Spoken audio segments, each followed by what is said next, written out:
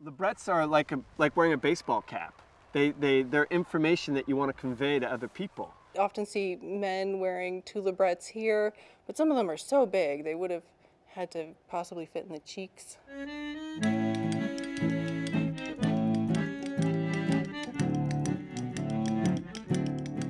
I'm Patrick Saltonstall. I'm the curator at the Alutiiq Museum. My name is Marnie Leist. I'm the registrar at the Alutiiq Museum.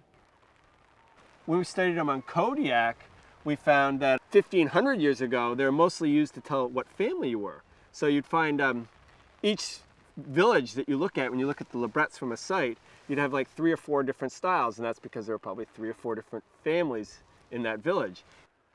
They're made out of a variety of materials, everything from the local slate to ivory, antler, kennel coal, wood.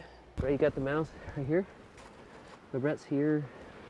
And you find regional groupings of these styles around the island. The south half of the island has different libret styles than the north half, and the north half shares with Kachemak Bay area, whereas this end shares with the Alaska Peninsula.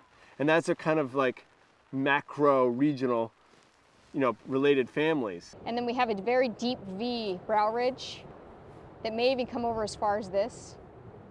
2 eyes coming down to a mouth. And then below the mouth we have 2 librets, one here and one here. I'm not too sure if it started out small, when maybe it was a coming of age thing, you started smaller and got bigger. I mean, I do know that just simply as we age, our skin loosens, you have to keep wearing bigger librets. And then when you looked at an individual site, when I dug at Settlement Point, I found that each house had a different style of libret, and that's because each family had its own house. So librets are very, very good at saying what family you are.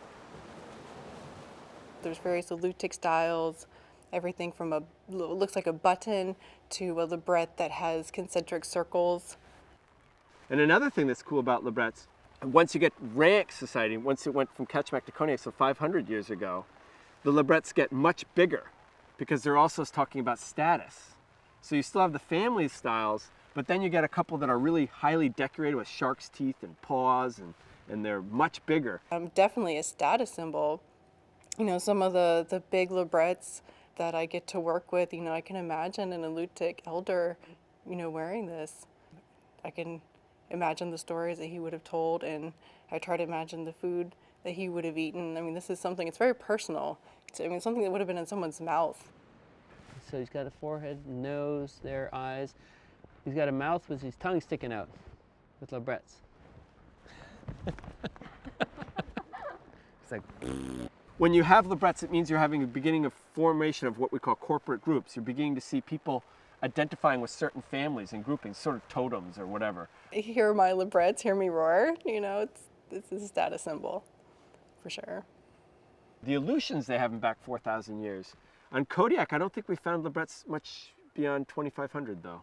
We just haven't dug enough. I think if we dig enough 4,000-year-old sites, we'll find them here too, because it seems like whatever happens in the southeast and the Aleutians and Kodiak, it all happens at the same time. Except I did hear one story how the Russians didn't want Alutiiqs to wear librets, but the women always felt very shy about taking theirs out, and they didn't want to be seen with them out.